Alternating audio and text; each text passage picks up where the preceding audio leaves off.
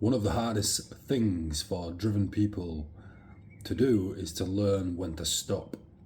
Drop a comment saying guilty if you've ever carried on pushing something even though deep down you'd know you've done enough. Because I think a lot of us have been taught that more is always better. More work, more training, more effort, more hours, more pressure, more sacrifice. And sometimes more is exactly what you need. Sometimes you are being lazy. Sometimes you do need to push harder. And sometimes you do need to stop making excuses and just do the work. But there is another side to discipline that people don't talk about. Knowing when enough is enough. Today at the gym, for example, I hit the main numbers of the program I wanted to hit, pulled 210 kilo deadlift. My paused bench work felt good, 140 for 4 sets of 2. But when I moved on to the squats, I could feel that I was fatigued in my lower back and legs, probably from the deadlift and just the whole week at work.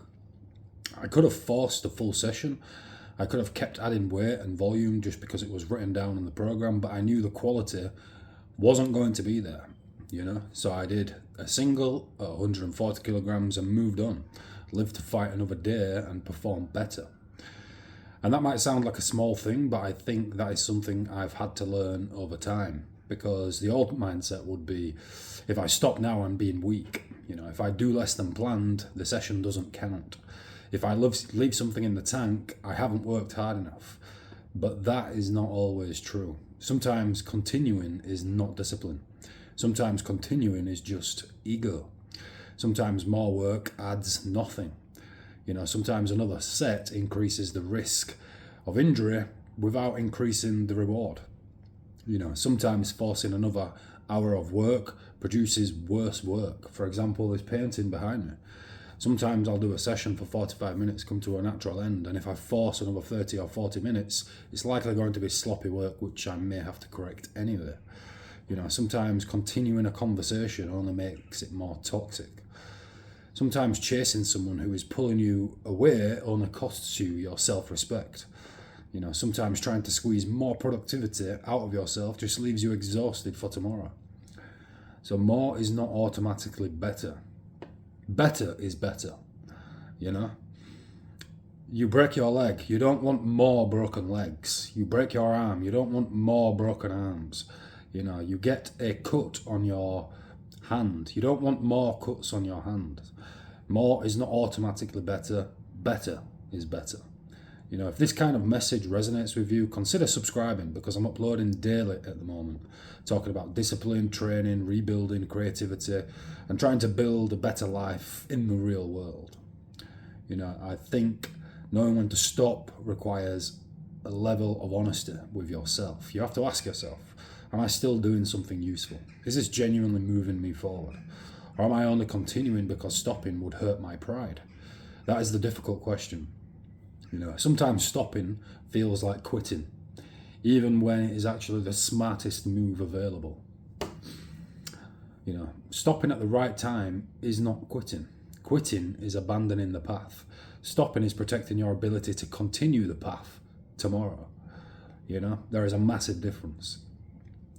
You can finish a training session early and still be committed to training. You can take an evening off and still be disciplined. You can walk away from the wrong opportunity and still be ambitious. You can stop explaining yourself and still care. You can decide a painting is finished without adding another 100 brushstrokes. You can let the day be enough without feeling like you've wasted it. This is something I'm trying to get better at, and I think everybody needs to try and think about, at least. Because I'm naturally somebody who just wants to keep pushing. I want to do more, build more, train harder, create more, squeeze more minutes, seconds and hours in the day, more days in the week, more weeks in the month, and more months in the year. Make progress faster. But if you never know when to stop, eventually your body, your mind, or your life will force you to stop. And usually that forced stop costs much more than a sensible stop would have. So yes, you should work hard. You should do difficult things, you should push yourself, keep your promises to yourself, but don't confuse self-destruction with discipline. Don't let pride turn a good day into a bad day.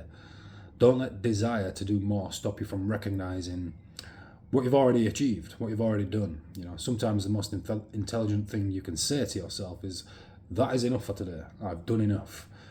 Time to get horizontal, you know? Not forever, not because you're giving up, but because you want to protect the long game. You want to protect tomorrow. The strongest people are not just the people who can keep pushing and pushing and pushing. They're the ones who know when pushing stops being useful. More isn't always better.